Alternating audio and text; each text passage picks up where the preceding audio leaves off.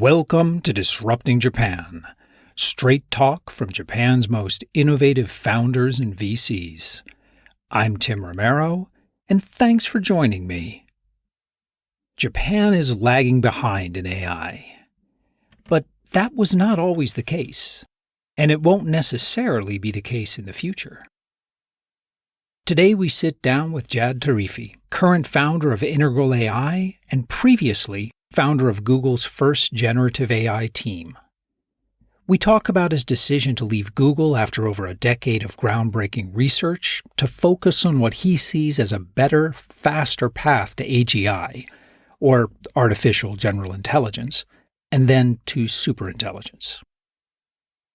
It's a fascinating discussion that begins very practically and gets more and more philosophical as we go on.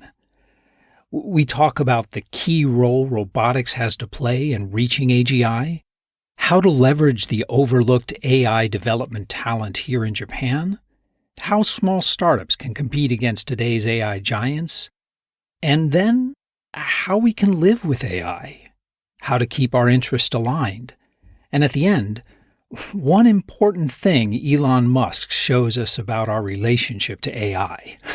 And I guarantee it's not what you, and certainly not what Elon, thinks it is. But you know, Jad tells that story much better than I can. So let's get right to the interview. I'm sitting here with Jad Tarifi, founder of Integral AI. So thanks for sitting down with me. Thank you. Integral AI, you guys are, quote, unlocking scalable, robust general intelligence. Now, that's a pretty big claim. So let's break that down. What exactly are you guys doing? So when we look at generative AI models right now, they usually operate as a black box.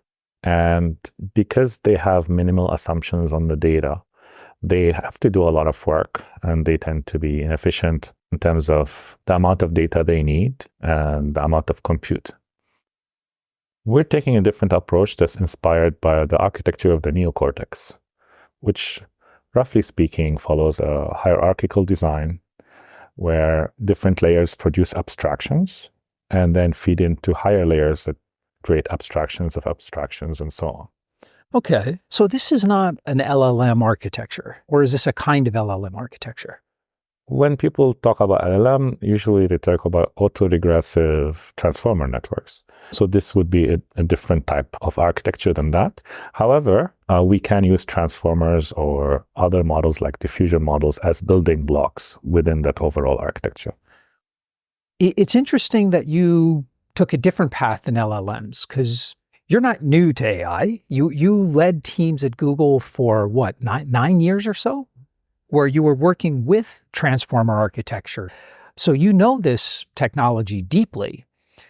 What made you decide to not only leave Google and start a new startup, but to leave the LLM path and pursue a different technological architecture? So this all goes back to my PhD, where we were exploring how the neocortex could work from an algorithmic perspective. And in fact, when I started the first generative AI team at Google, we were targeting how to have models that can imagine new things, which is what we call generative AI right now. Transformers was one of the very exciting scalable architectures to do so, but there were clearly limitations there that I cared about deeply, because I do care about these models affecting the real world. And there was a bottleneck there in terms of reliability and in terms of efficiency. And from my work on the architecture of the neocortex, it was clear that there is a path that goes beyond the current models. And I could pursue that path at Google, but it also felt that there's a new class of applications that are going to be unlocked that have nothing to do with search, that are more about the physical world, robotics, movement, real-time user interfaces, all of those exciting things that felt a little bit outside the box.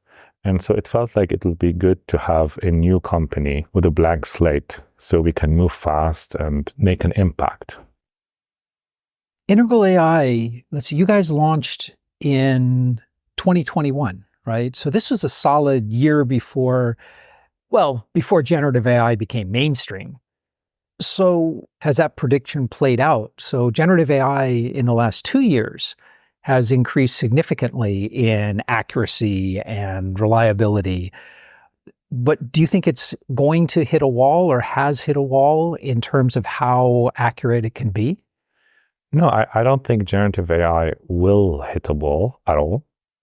As someone who is one of the founders of generative AI, I think the sky's the limit. I think we're going to go to general intelligence and beyond human level all the way to super intelligence. In fact, I think the transformer architecture will continue to improve. But the rate of return on general pre-training of these architectures have reached diminishing returns right now. So you need to spend 10 times more energy, 10 times more data to get the next step up.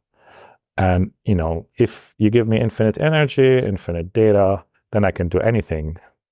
But we're already seeing our models can do much better with far less resources, and they have better scalable qualities. So you think about it as the slope of your scaling exponential. So I appreciate the thought that LLMs aren't going to hit a wall, but if we do have that kind of a scaling issue, we can theoretically come up with 10 times more compute. But is there 10 times more data? And is it like quality data? I mean, sure, we can train LLMs on YouTube videos and TikTok, but I'm not sure we really want to use those. I'll answer that in 3 different ways. One is by expanding to modalities. As you mentioned, YouTube. Vision is largely underexplored. Just training on all the text on the internet is not enough. There's a lot of other data sources, including proprietary data sources, but also multimodal data like vision, like sound, and all that stuff. But even that has fundamental limits. The next thing is about actually having humans create new data. And I think there's a lot of ethical issues there. A lot of the data is creating in poor countries, people who are underpaid. A lot of the labs are exploring this strategy, and I think to some degree there's some success there. But I don't see it as entirely scalable long term. Third and most promising approach is the new paradigm of test time scale. So these models can look at data, reason, and then generate new reasoning chains or plans, thereby creating better and better data for themselves. So there's this cycle. In psychology, it's system 1 and system 2 thinking. So when we make a plan, this plan becomes a new, fresh, high-quality data that we can retrain our intuition. And, an example would be chess. When you started off at chess, you need to maybe think about every single move. And as you become more experienced, those naturally come to you. And you still have to plan, but you're planning at the higher level. And so there's this loop. System 1 gives you a better system 2, system 2 gives you a better system 1. And so there's a real sense in which this model can self-bootstrap and create their own data. Okay, that makes sense. Let's get back specifically to integral AI and the work you guys are doing. So you mentioned the importance of multimodality, and you and the team are doing a lot of work with robotics and with Denso Wave. Yeah, so ultimately, the way AI is going to impact the real world is through taking physical action. And the form that computers take physical action in the world is robotics. So the way we define robotics is any controllable physical tool. So that includes cars, drones, but even elevators.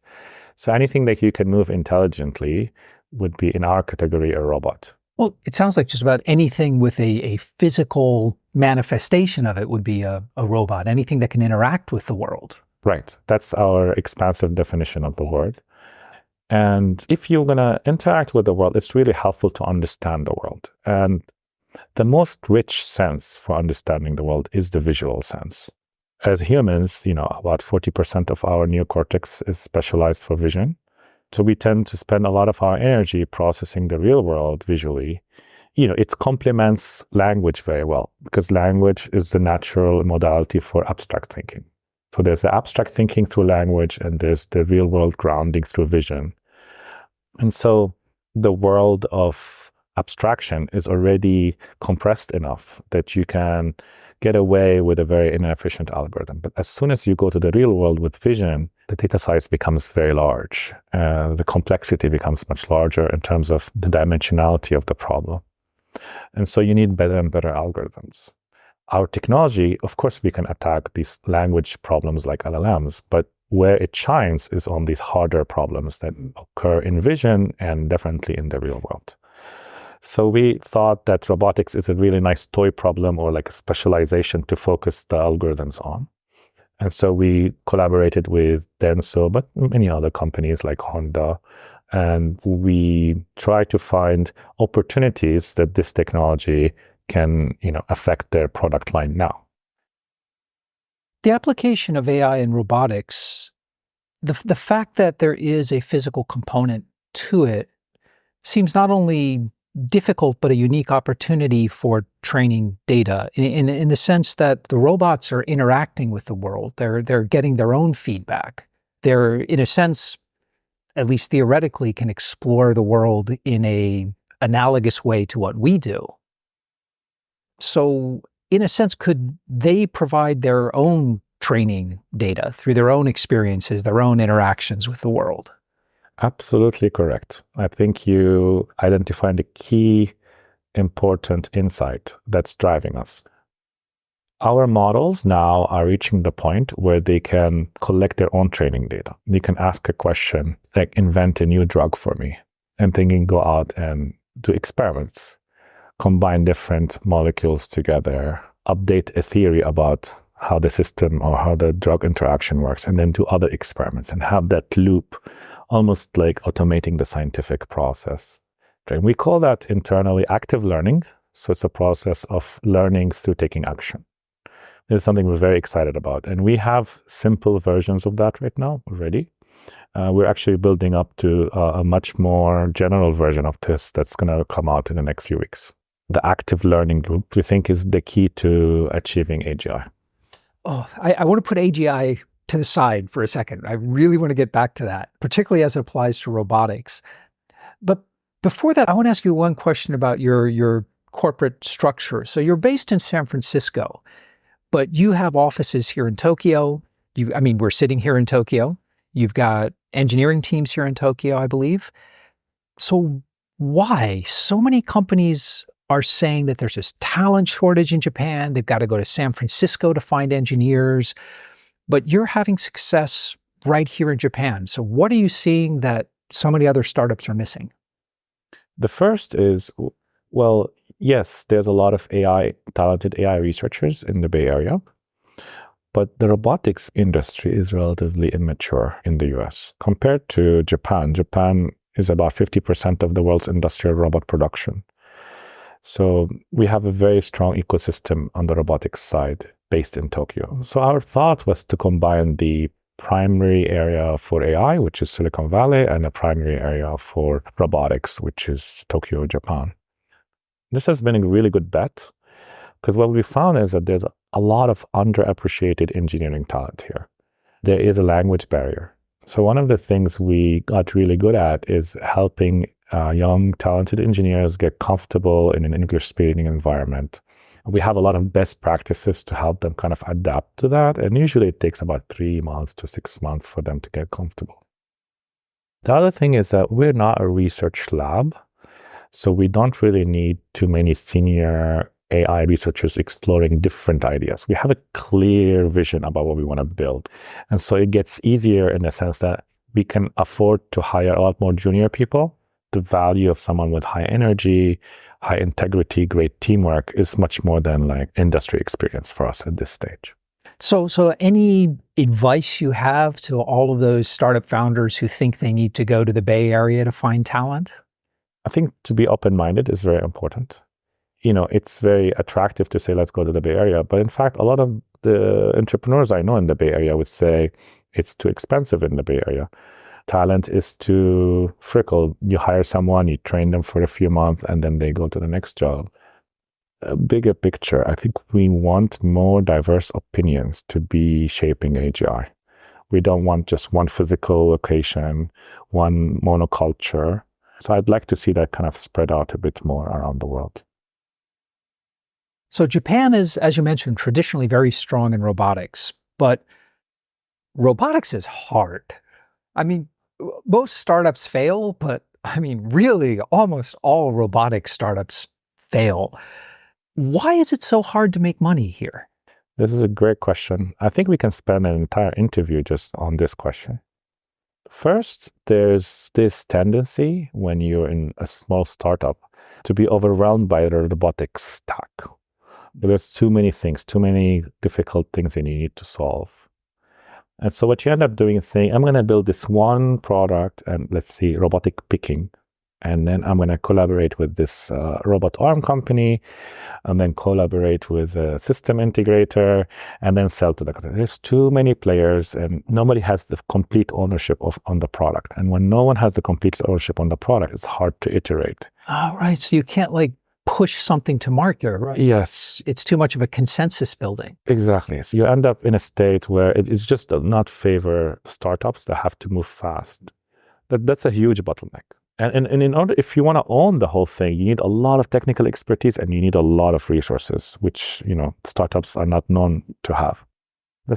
But wait, no, let me push back on that because even companies look at Boston Dynamics. So they've got the resources, they've got the technical expertise, they have, God, it seems like unlimited funds, but they just can't bring a product to market. I mean, they've got sales, but it's all these kind of cool little pilot programs and even they can't seem to really be a robotics startup success story, although they have incredible tech. I would challenge the incredible tech part. I think their tech is more traditional stuff. Right. The newer kind of, and I think they are also adapting because they're realizing the traditional control theory approach that they took is not really that scalable. But their demos are cool and impressive and inspiring.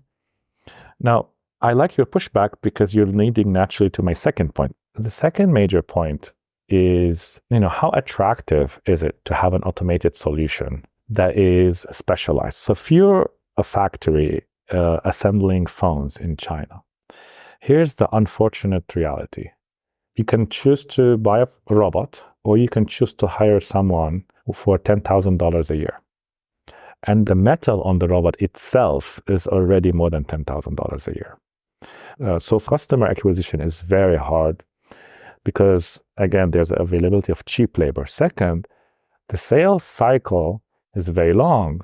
Sometimes I talked with some very big name companies in Japan, and they're planning a factory. And I said, great, when are we going to go to production? And they say, 2032. Right. That makes sense. They're not going to re-engineer their line every year, right? It's. So you're in the construction business. You're not really in the technology business. The third component to why startups have failed in robotics is unfortunately that, the technology wasn't there yet. You needed to have different technology per use case. So you need to basically get an engineering team, design the solution for every use case, and that adds up to the total cost of the system. But as we enter the generative AI era and AGI, we're going to have one solution that works across a wide variety of problems. How universal is robotic training data? If I have data from an auto factory robot and I've got data from, Boston Dynamics Atlas, and I have data from a robot that makes and serves coffee, how much use is training data from one domain to another? This is a great question. And it's a common misunderstanding in the investment community and Silicon Valley ecosystem. They assume that robotics is hard because there's not enough data and that you need to go out and collect data for every robot embodiment. And that's part of the story, for example, why humanoids are great, because you have one form and then you can collect data for that.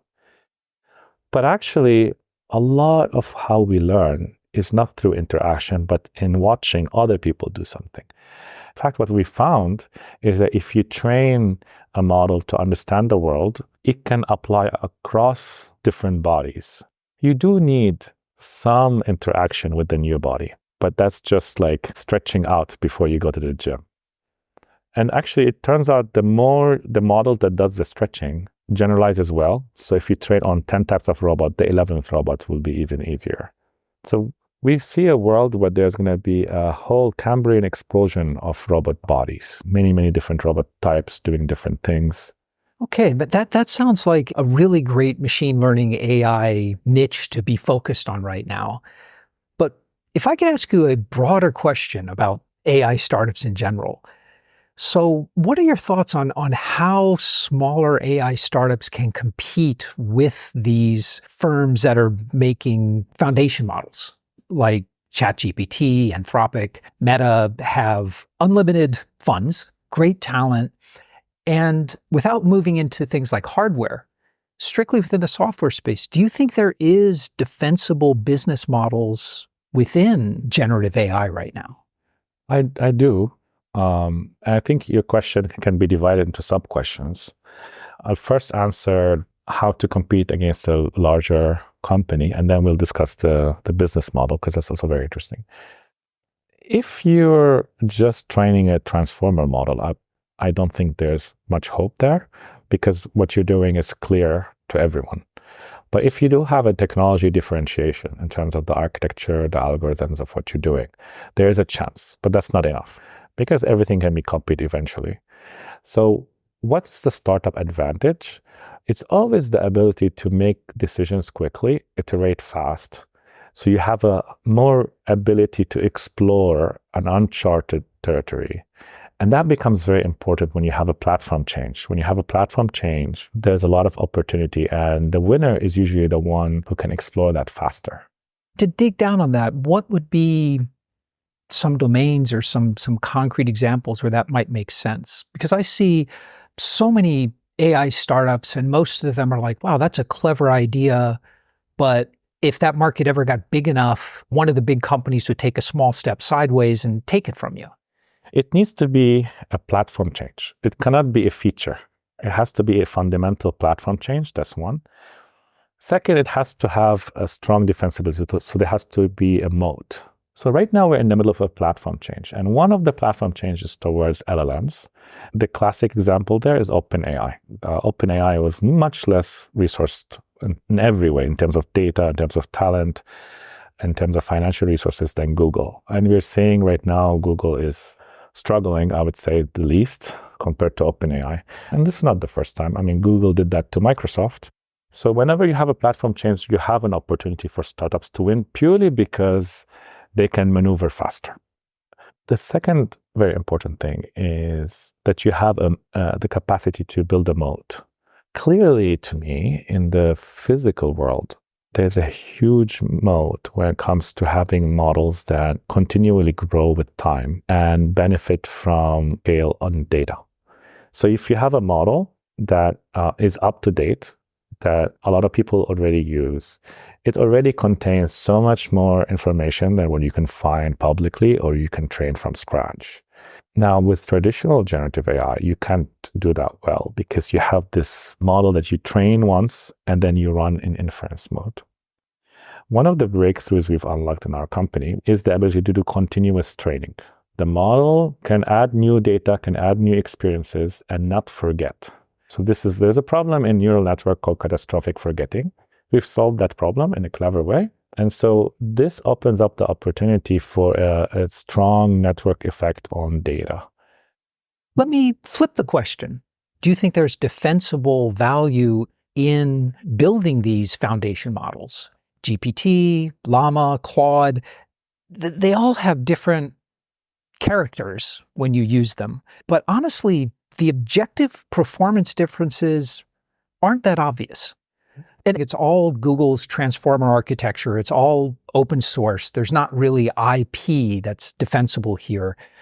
So looking at OpenAI's $157 billion valuation, Safe Superintelligence just raised $1 billion pre-seed round. Is this defensible? I mean, long term, are these valuations going to be justified, not for the technology, mind you, but for these specific companies? Or are we going to see lower cost competitors come into the market? So first, I want to make a distinction between the success of any one company versus the technology. The technology itself is world-changing. And if any one of those companies succeeds and manage to scale it up, then whoever invested in that is going to get their multiples and is going to justify the investment ecosystem. Is there something defensible about building a model from scratch? I would say no. The best it can give you is a head start. So even our technology is not transformer-based, it's completely new, yet we don't believe it's defensible if that's the only thing. What's defensible is always the ecosystem you can build, the relationship with the end user. And there's a bigger point here. This is such an important change for humanity. Maybe it doesn't matter if many companies die trying. That's what I think might be a very likely scenario here. If you look at, I mean, I know it's completely different, but like the solar industry in the late 1990s, 2000s, I mean, so much money was lost. Most of those companies went out of business, but the technology itself continued to advance. And it's having a transformative impact on the world. And I'm wondering if we might see the same thing with generative AI, where the technology goes on to have a transformative effect. And 20 years from now, the investment community is looking back going, my God, what were we thinking? So I would agree that a vast majority will die, but the bigger picture, it doesn't matter because the social benefit will be there. And from an investor perspective, there are still some companies that will make it, and those will be worth your investment. Excellent. Do you want to talk about AGI? Sure. All right. Before we dive in, let's do definitions. How do you define AGI? For me, AGI is the ability to learn new skills, unseen skills. And this ability to learn new skills has to be executed safely, so without unintended side effects. And second, efficiently, so with energy consumption at or below a human learning that same skill. Learning new skills as opposed to existing skills. Why? Because you can always brute force by training on a lot of human data. So the key is not existing skills, but the ability to acquire new skills. But haven't we already crossed that threshold? I mean, don't we have both robots and software that can learn new skills and adapt? If you limit the skill scope, you can have a model that can learn. But if you're saying completely unseen skill, we can brute force it by giving a lot of examples of that skill. And that gives you the whole lacking efficiency. Or we could have the robot just try every potential movement themselves, and that leads you to the lacking safety issue. I mean, those are worthy goals of any type of AI. It seems like they should be kind of table stakes. You know, you don't want to burn down the factory. You don't want to waste resources. You want to learn new skills. But it seems like a definition of general intelligence should have some form of intention or autonomy. Like, would it be learning skills that the software decides on its own it wants to learn? Or it just seems like there should be something more. I would separate AGI from autonomous general intelligence. Artificial general intelligence is just the ability to solve problems across the board. So it's like a neocortex. It has little to do with free will or autonomy. That's something we can add on top. And I'm happy to discuss that. Oh, no, let's discuss. This is great. When I discuss AGI, I usually think of it in terms of some form of consciousness and self-awareness. Do you think that is a necessary component, or is that something that can be mixed in later? I will discuss it, but let me just one step back. Just because you don't have an intention and you just respond to the user's request doesn't mean that the user can give you a very high-level intention, like find out the truth of the universe or become as powerful as possible. And then that becomes an inner sub-goal. So there's higher level goals. And if you give me a high enough goal, you can always create sub-goals and sub-goals. And from the outside, it looks like completely an autonomous being. So in a sense, what I'm saying is AGI doesn't have to have intentionality. Intentionality is something you get for free. Do you need self-awareness and consciousness? I think we need to discuss the meaning of the words. For self-awareness, if you mean having a model of yourself, you absolutely need to have that. Even ChatGPT has a model of itself. You can ask, who are you? And it'll say, I'm ChatGPT. Consciousness, you can divide consciousness into two components. One is what we call an inner theater. And inner theater, you absolutely need to have. Inner theater just means I can imagine what the world is like. I can create kind of this internal representation of the world that I can play with, I can control, I can do experiments in my mind. And I think that's necessary. There's another component of consciousness that goes a little bit beyond that, and that's usually discussed in the mind-body problem or in the context of physics. For that, I think it really depends on how you define consciousness. Okay, to drill down on something you said, you were talking about designing in intention and designing in this kind of intelligence, but you also mentioned that like you get this intention for free, that it's kind of an emergent property. And I think like intelligence itself, and probably consciousness as well, is an emergent property in humans. And it quite likely will be in AGI as well. It seems to me it's more likely that AGI will emerge rather than be designed in.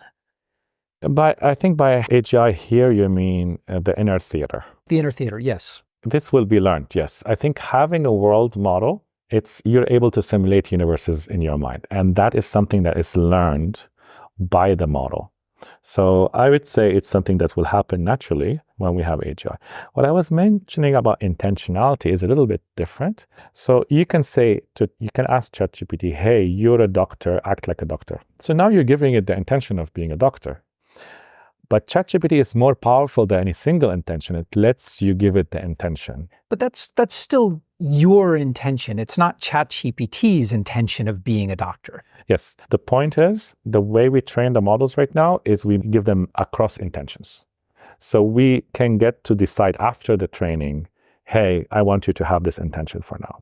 And one of the things that I've been fascinating for years is what is the intention you want to give to an AGI to let it scale to superintelligence? It comes down to giving it the intention of amplifying what we call freedom, or a sense of agency, not for itself, but for the entire ecosystem around it. If you define freedom carefully as a state of infinite agency, then you have a very strong story how this can be the right intention for AGI to achieve superintelligence. An intention that not only guides it, but also gives it alignment with human values and makes it beneficial. I want to get to alignment, but when we're talking about an intention, I think there's so if we have AGI that emerges, there's no survival instinct, there's no desire to reproduce, there's no response to pleasure and pain. These are the things that pretty much all of human intelligence was evolved to deal with. And to some level of abstraction or another, it's still mostly what we humans are focused on. So would we even be able to recognize an intelligence that's emergent from artificial intelligence? So the way I like to think of AGI, it's not replicating the entire brain. It's just replicating our neocortex. And the neocortex, all it's trying to do is minimize surprise. Now, the limbic system or other parts of your brain and body, they have expectations. You don't want to be hungry. Being hungry is very surprising. All of these are fundamental drives that we have, that we learn across evolutionary history. Neocortex comes in and says, I don't know what these motivations are. I just don't want them to be surprised. And then all the other stuff emerges from that. And in that sense, when we build AGI, what I'm building is the neocortex. And then we can add those drives if we want, or these drives can be adapted to human drives. For example, a neocortex that is focused on you might adapt your drives as its own drives. In that sense, that AGI would be there as an augmentation of who you are. In a sense, without all this emotional and evolutionary baggage, the AI intelligence is very likely to emerge as just a problem-solving, optimizing machine. Exactly. That's pretty interesting. So the alignment problem is always talked about like, okay, how do we keep these AIs from rising up and killing us? But I think it's simpler than that. I think it's addressed really well by what you just brought up. So technology progresses incredibly quickly. And so the time period between when robots can do your dishes and when robots start wondering why they have to do your dishes is really small. Mm-hmm. But if I'm understanding what you're saying correctly, is that they don't have the emotional baggage to feel resentment or feel like they're being exploited. And they would just focus on problem solving and optimization. Yeah, they can simulate feeling that way, though. If we put that into them. We don't have to put that into them. That's the beauty of building products with AGI, is that you get to integrate that with human civilization in a way that actually empowers us. But once you want to make them fully autonomous, then we're going to ask ourselves, what fundamental intention or aspiration should they seek? Well, actually, let me back up just a minute. One thing does occur to me. Robots are a little bit different, because robots can interact with their outside world. They would have a rudimentary pain and pleasure. They can break. They're not self-contained beings like software is. So wouldn't they start to develop some of their own evolutionary baggage, if you will? Well, just because something can break doesn't mean that you can feel pain or pleasure from breaking it. I guess you're right. I'm kind of putting my own biases and evolutionary baggage and projecting that onto the robots, aren't I? It's natural that we do. Okay, so let's dig into alignment or ethical AI. So if AI truly is just this optimization, execution, problem-solving machine, is alignment even a problem for AI, or is a problem really just preventing people from giving AI bad instructions? Excellent question, because this is exactly what I believe. In order to solve the alignment problem, we have to solve an even harder problem, which is aligning humans. We've been working on that for a few millennia. Yes. And so when you look at the history of philosophy, there's a lot of work on that. And largely the history of the 20th century, especially the first half of the 20th century with world wars, with communism, is a history of tragedy of these highest ideals, aspirations. We want equality. We want a good life for all. Turn dark. The road to hell is painted with good intentions. We are really entering a thorny ground here. We have to be very careful. But the challenge of aligning AI and aligning humanity forces us to confront these problems. So we need to find a shared vision, something that we can kind of agree on regardless of our diversity. And what I believe is that it's a new notion of freedom. And that new notion of freedom is not about the absence of constraints. It's about agency. And the way you can think of agency is by looking at what an agent can do. An agent can perceive, it can plan and decide things, can act. So let's take that all the way to infinity. So infinite knowledge, the capacity to make good decisions, which means benevolence, infinite power, and then because you're embodied, you need to be able to maintain yourself, so infinite vitality or self-maintenance. So this is kind of a loop where each component is reinforcing each other component. And this loop at infinity is what I call freedom. And this seems to be something that we can all agree we should aspire to move towards. And you can argue for that purely from an evolutionary perspective. If you don't move towards freedom, you die. In fact, you can restate the theory of evolution as not a theory of the survival of the fittest, but the tendency for freer systems to survive. So the more agency you have in the world, the more you can survive. Otherwise... Let me push back on that, because I don't think so. I mean, if you look at like the major extinction events throughout history, it's not the little phytoplankton that gets wiped out. It's the higher level animals. It's the complex dinosaurs. It's the complex animals that have much more freedom and can move around. Those are the ones that tend to get wiped out. That's very true. You need to define freedom at multi-time scales. This is also a problem with, the naive formulation of natural selection, right? Because these dinosaurs are supposed to be more fit. I've always been somewhat annoyed by that phrasing of survival of the fittest because it's a tautology, right? It's like the survival of the fittest, but how do we define the fittest? It's, well, whatever survives. So it's really the survival of the survivors. Yeah, exactly. This is the problem. So can we add something a bit beyond that? And the question is, what does it mean to survive? So the means to survive is to manage the entropy in your environment. Are you able to minimize free energy? So basically, the world is messy. It's throwing stuff at you. Are you able to organize it enough so it doesn't destroy you? And it's impossible to do that because you cannot predict the future. The best thing you can do is, instead of minimizing free energy directly, which you can't do, is you can create a model of the world. So it's an approximation of what you think the world's free energy is, and minimize the difference between your model of the world and the world itself. So you're trying to improve your self-model of the world. And you can either minimize the difference by improving your model, which is what we call perception, or making the world closer to your model, which is what we call action. But this assumes no intentionality. So the question is, what is the intentionality that is ideal for distributed intelligence? It comes down to, you want not only for yourself to have this freedom, but you want the freedom for the entire ecosystem, right? If you're going to take the freedom and destroy the whole ecosystem in the process of you acquiring that freedom, you're kind of shooting yourself in the foot because you're optimizing at short time scales as opposed to long time scales. So optimizing that free energy at every time scale forces you to introduce the concept of benevolence in there.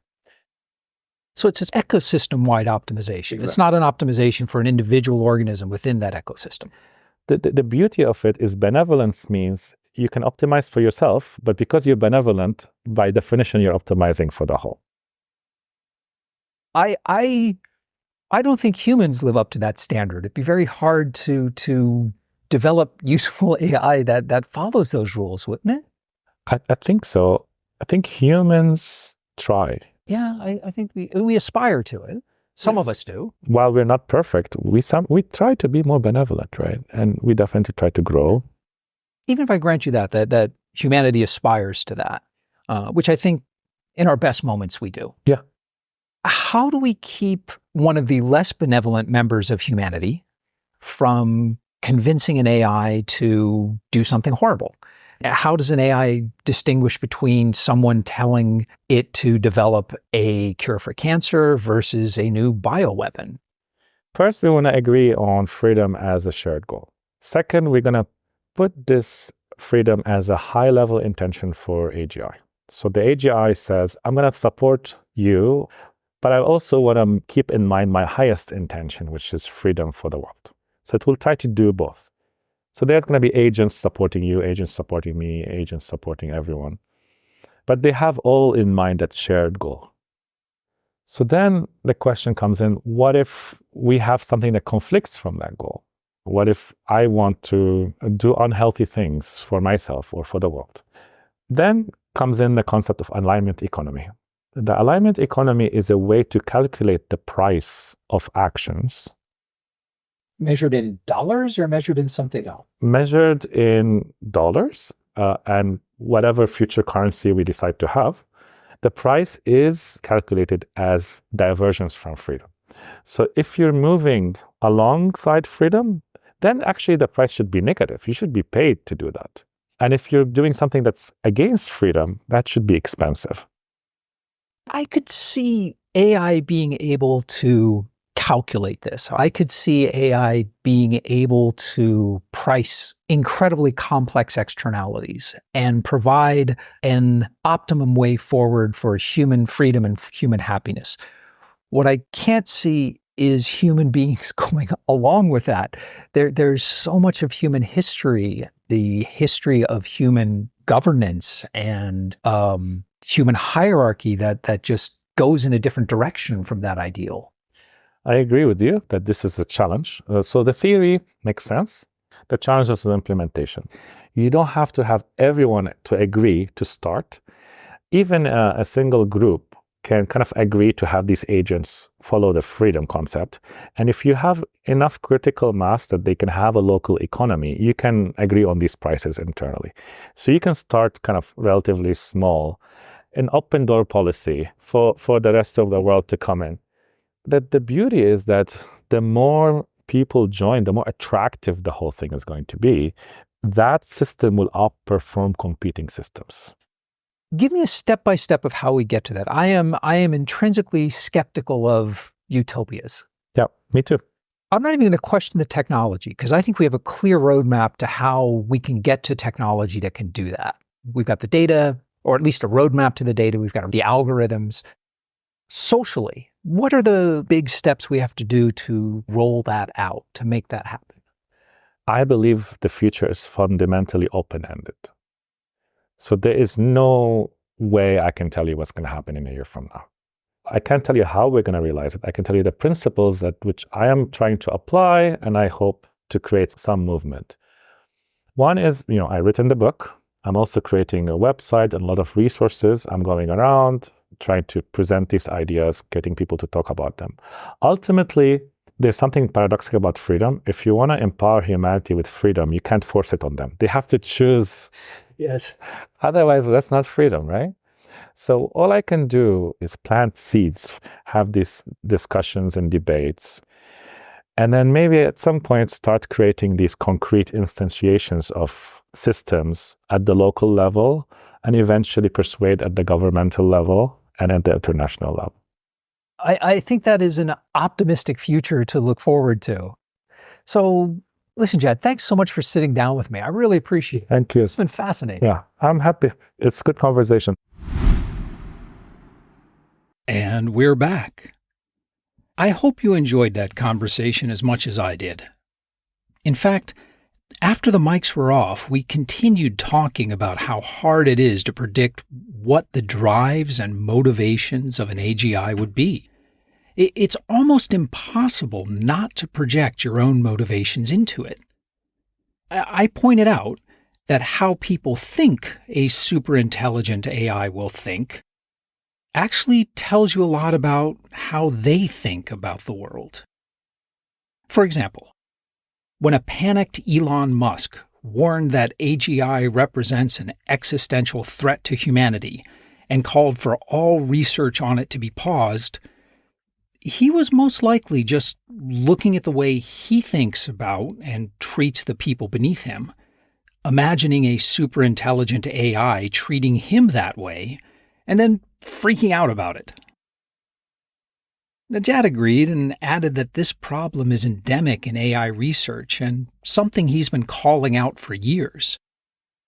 Researchers will, both consciously and subconsciously, bring in mental models and motivations from human behavior, animal behavior, or game theory that we have absolutely no reason to think will apply to AGI. The problem is that outside of human and animal intelligence, we don't have much to go on. Since AGI will not be subject to the survival and reproductive pressures that caused all known forms of intelligence to emerge, there is simply no way of knowing what internal motivations, if any, AGI will have.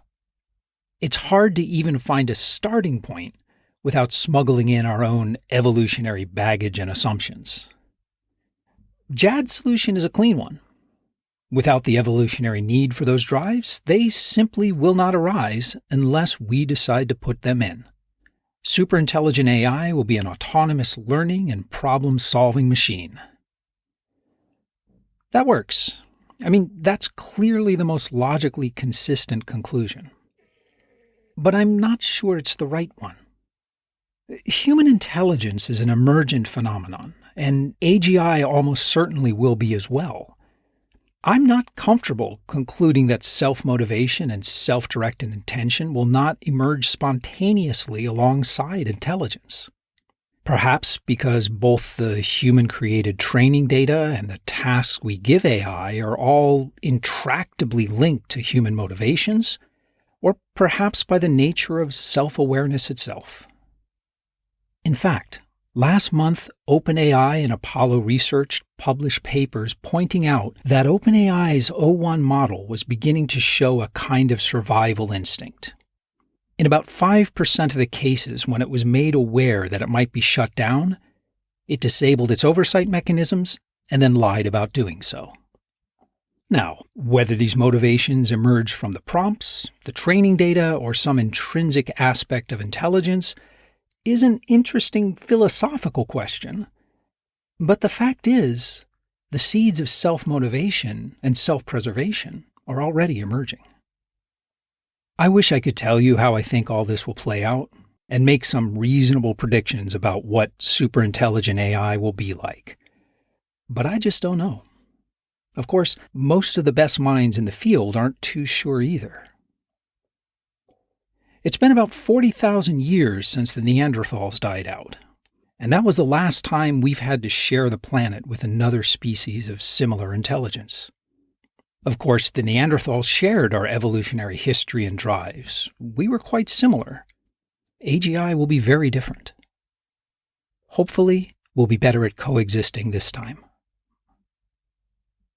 If you want to talk about the future of AI, and come on, I know you do, Jad and I would love to talk with you. So come by Disrupting Japan /show 228 and let's talk about it.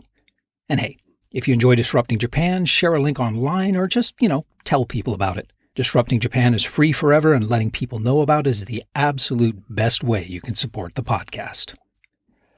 But most of all, thanks for listening.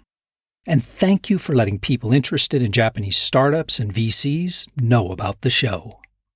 I'm Tim Romero, and thanks for listening to Disrupting Japan.